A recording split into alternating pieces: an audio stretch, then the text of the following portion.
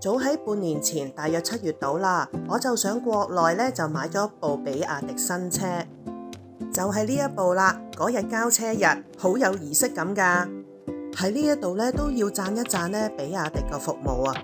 交咗車呢6個月咧，佢哋基本上有問必答，亦提我哋架車要點樣去保養，同埋驗車要幾時。大家咧想知道我買車嘅過程咧，可以睇返我呢一條片㗎。自從呢條片上咗之後咧，有好多人咧留言俾我，對國內買車好有興趣，亦有人問我咧係咪真係粵車南下喎？經過我咧了解個粵車南下嗰個程序咧咁鬼麻煩，我打消呢個念頭，暫時我都唔會揸返車落去香港咯。今日明顯咧13度啫，有啲凍啊！今次嚟呢一度咧係新車嘅第一次驗車，呢一個咧係比亞迪嘅驗車車廠。